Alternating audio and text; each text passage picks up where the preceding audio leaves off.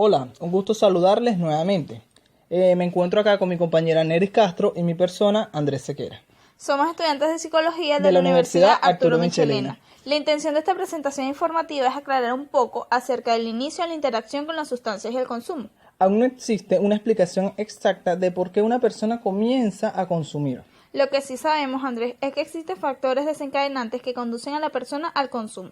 Ahora bien, la dependencia a sustancias no es un proceso que se da rápidamente, sino que se caracteriza por un proceso más complejo, ya que este proceso se debe transcurrir por varias fases, como lo son la fase de predisposición, de conocimiento, de experimentación, de consolidación, de abandono o mantenimiento y por último, pero no menos importante, puede haber una fase de posible recaída.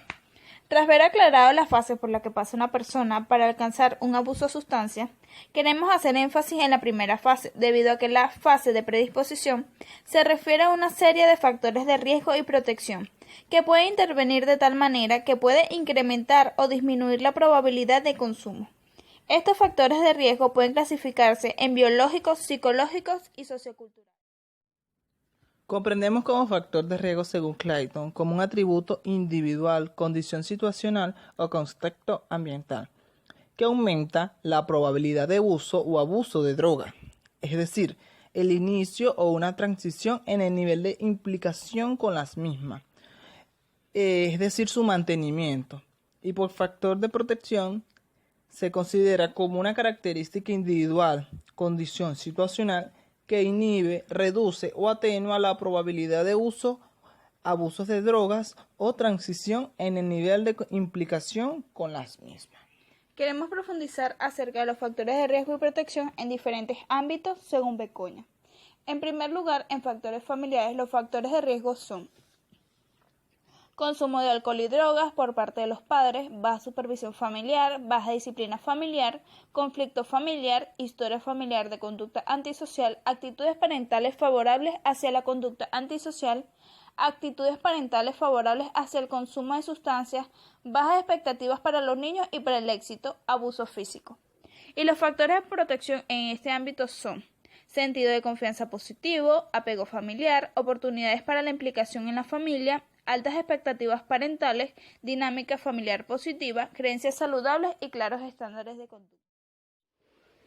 En los factores comunitarios tenemos por factores de riesgo deprivación económica y social, desorganización comunitaria, cambio y movilidad del lugar, las creencias, normas y leyes de la comunidad favorable al consumo de sustancias, disponibilidad y accesibilidad a las drogas, baja percepción social de riesgo de cada sustancia.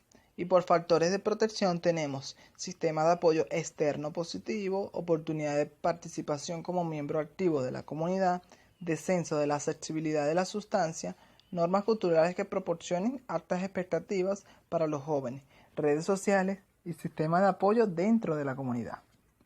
Por otro lado, en los factores de los compañeros iguales, entendemos por factores de riesgo actitudes favorables de los compañeros hacia el consumo, compañeros consumidores, conducta antisocial o delincuencia temprana, rechazo por parte de los iguales y por factores de protección, apego a los iguales no consumidores, asociación con iguales implicados en actividades recreativas, de ayuda u otro tipo. Resistencia a la presión de los iguales, especialmente en las negativas. No ser fácilmente influenciable por los iguales.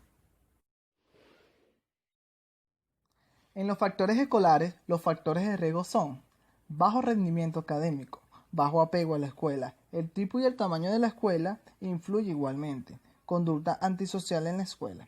Por otro lado, los factores de protección tenemos la escuela de calidad, oportunidad para la implicación prosocial, refuerzo y reconocimiento para la implicación prosocial, creencias saludables y claros estándares de conducta.